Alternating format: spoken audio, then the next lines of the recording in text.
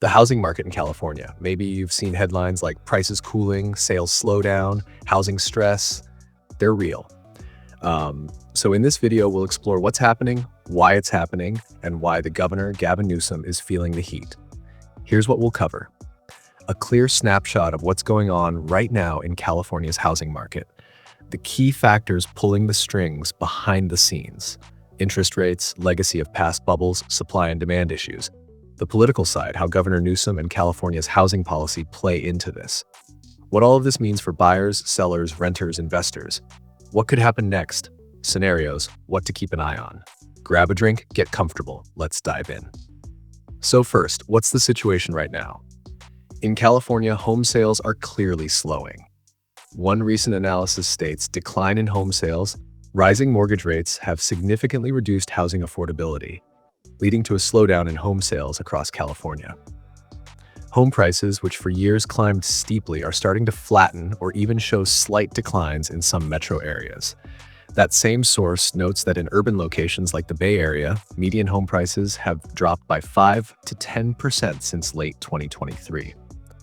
On the supply side, new listings are down in many markets. Fewer sellers are putting homes on the market. The low turnover is contributing to weird dynamics. Less movement, fewer deals. At the same time, rental demand remains strong. Many would-be buyers are being priced out or delaying decisions, so they stay renting.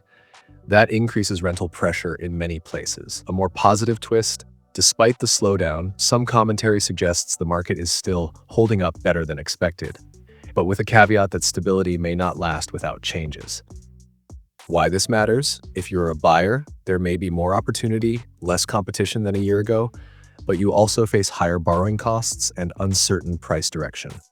If you're a seller, you may need to adjust expectations, longer time to sell, potential price cuts, fewer bidding wars. If you're renting or thinking of renting, you may see less upward pressure on rents in certain places, though supply constraints still exist. If you're an investor or developer, you're watching all of this closely because slower sales, higher costs, and policy changes can affect your risk and returns. Now let's unpack the why. There are several major drivers here. 1. High interest rates and affordability squeeze. The cost of borrowing has gone up significantly. When mortgage rates are high, monthly payments climb even if the price stays the same. That suppresses demand, as noted earlier. On the seller side, many homeowners locked in very low rates over the past few years. Now, if they sell and buy anew, they face much higher rates, which discourages movement. This rate lock inertia reduces supply of homes for sale. With fewer buyers able to take the jump and fewer sellers moving, turnover slows, which we're seeing. 2. Legacy of past bubbles and high-cost market. California has had major housing booms and busts. The 2000s housing bubble is still part of the broader memory in the market. Home builders, lenders, regulators all remain cautious. Moreover, California's housing market is among the most expensive in the US. When incomes don't rise in step with home prices, plus rates, taxes, insurance, especially in fire, flood, earthquake risk areas, you bump into affordability ceilings. For many buyers, the last mile becomes unreachable. One article noted that despite the slowdown, inventory shortages still exist, precisely because building new housing has been constrained for years. Barchart.com+3, supply constraints and new construction hurdles. While demand is weakening, supply still remains involved in a complex dance. California still struggles to build enough housing to meet demand due to zoning, environmental review, labor and materials cost, building cost escalation. On the policy side, the state is trying to push more housing through reforms, we'll get to that, but construction pipelines take time, so you have weaker demand coming in before supply ramps up to meet it. For example, zoning reforms, transit-oriented development incentives, housing law changes, these are significant but not immediate fixes. They set the stage for future supply, not instant supply. 4. Behavioral and psychological effects. Human behavior plays a big role. When people expect that maybe prices will fall or rates will go up further, they delay buying. That reduces demand. Homeowners reluctant to sell because they're locked into favorable mortgages or worried about moving into worse terms, so supply remains low. Also, in markets that grew rapidly, some buyers may have fever mindset, thinking act now or miss out, With calmer or worse markets, that sense of urgency fades, which slows sales. So the market isn't just governed by numbers, but by sentiment, and sentiment has shifted. Regional variation and migration shifts. Some parts of California are feeling this more than others. In ultra-expensive metro areas, the slowdown is more visible. Some buyers move to more affordable inland or out-of-state markets. For example, there is some shift towards suburban or rural areas where buying is more realistic. Tech layoffs, remote work trends, cost of living rises have also influenced demand dynamics, though they're not the only story.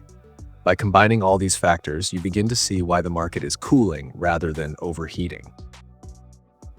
Now, zooming out, let's look at the political and policy side, particularly how Governor Newsom is involved and what the stakes are. The housing crisis as a political issue, California has for years faced a housing affordability crisis. High prices, homelessness, lack of enough new housing, zoning constraints. That means housing policy is central to the state's agenda. For Newsom, this is a big priority. For example, earlier this year, Newsom signed a major overhaul of the environmental review law, California Environmental Quality Act, or CEQA, which is largely aimed at removing regulatory hurdles to building more housing. He also signed into law Senate Bill 79, SB 79, which allows more apartment/denser housing near major transit stations by overriding local zoning restrictions. Why Newsom is under stress? When the market slows, homeowners might feel less wealthy, may delay moves, may complain about stagnation. When affordability worsens, renters might feel squeezed and blame state policy. So public sentiment can turn. From a political standpoint, Newsom has promised build more housing, solve affordability, etc. If the slowdown deepens, critics may say, where's the result? Or why are we still in crisis? Also, his reforms, CEQA, SB 79, are bold and face pushback from local governments, neighborhood associations, environmental groups, labor unions. For instance, SB 79 triggered opposition in several municipalities worried about density, local control, and change in single-family neighborhoods. So he must thread a needle, deliver more housing and affordability while dealing with economic headwinds, high rates, supply bottlenecks, and political resistance. How policy links to the market slowdown, beginner. The slowdown gives policymakers more breathing space, less risk of overheating, perhaps less rapid price escalation. But it also means they may not see quick wins. If builders and developers are less active because demand is soft, then even with zoning reforms, output may not rise fast enough, which prolongs the affordability issue. Newsom's reforms are oriented toward the supply side, more housing units.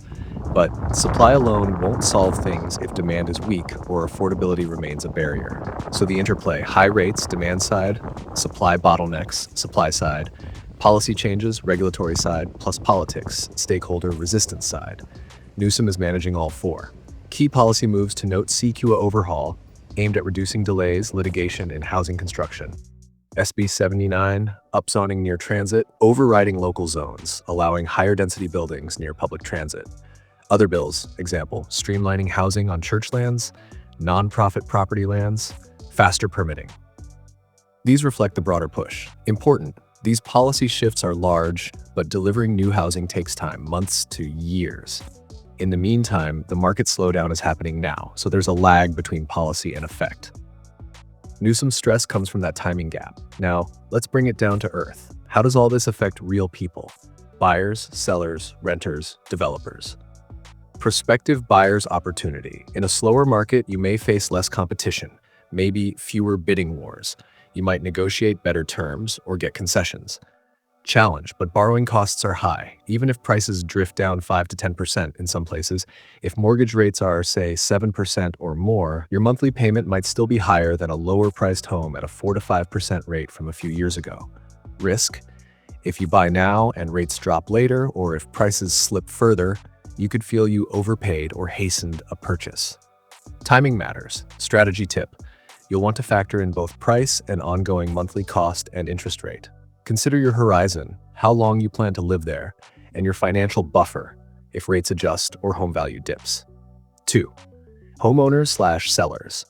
If you already own a home at a low rate, you might be in a comfortable position, but you might also feel locked in because moving means losing your low rate. That reduces supply of homes on the market, which contributes to the slowdown. If you're planning to sell, expect the market to be slower. Homes may stay listed longer, you might need to offer incentives, price more competitively. If you counted on strong appreciation to fuel your next move, that may not materialize at the same pace as before. So your exit strategy may have to adjust. For luxury homes or homes in highly priced markets, those segments may be hit hardest if buyers pull back. 3. Renters.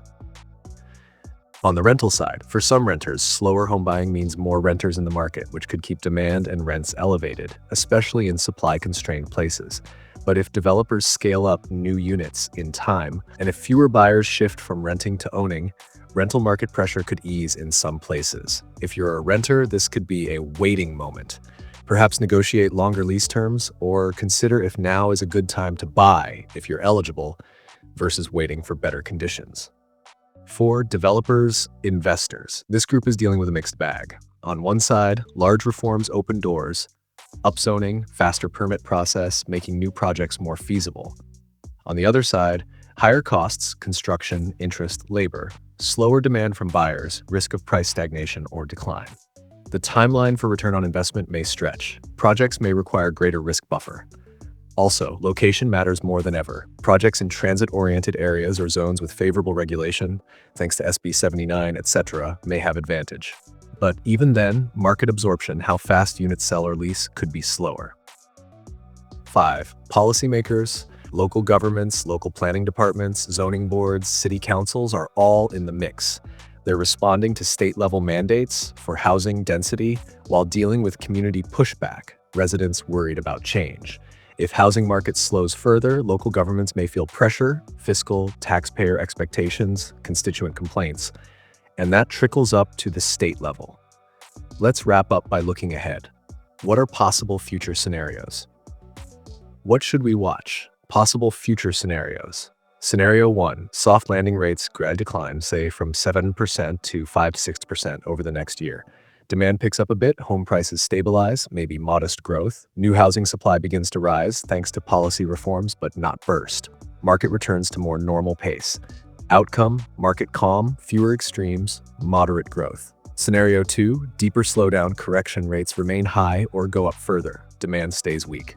Prices drop more meaningfully, say 10 to 15% in some areas. Some sellers are forced to sell, turnover increases negatively. New construction still constrained, but buyer pool shrinks more than supply, so risk of value erosion. Outcome, pain for certain segments, high-end, speculative investment houses, political pressure rises. Scenario 3, supply surge, rebound policy reforms plus construction cost decline, plus financing improvement combined so new housing supply increases significantly. With more units built, especially near transit, affordable multi-unit, inventory rises, competition increases, prices flatten or even go down modestly. Demand may pick up again if rates drop or economic conditions improve. Outcome, shift from seller's market toward a more balanced or buyer-friendly market. Key questions to watch. What happens to mortgage borrowing rates? If they drop meaningfully, demand could rebound. If they stay high, the slowdown deepens. How fast will newly approved housing projects actually hit the market?